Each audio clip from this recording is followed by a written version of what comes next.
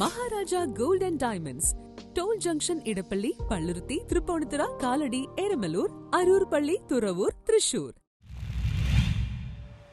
NDA സ്ഥാനാർത്ഥി സേവ്യർ ചൂലപ്പൻ തോപ്പുംപടി പള്ളുരുത്തിയിൽ പര്യടനം നടത്തി.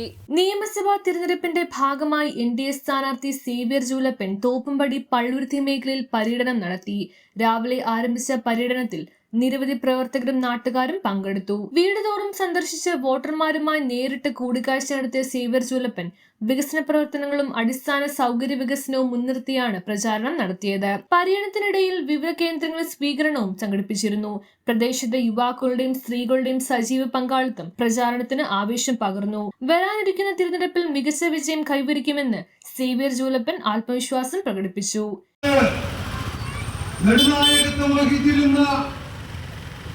കൊച്ചി ഇന്ന് വികസനത്തിന് വേണ്ടി കിഴക്കോട്ട് നോക്കി നിന്ന് അഭിനവ കൊച്ചിയോട് യാചിക്കുകയാണ്.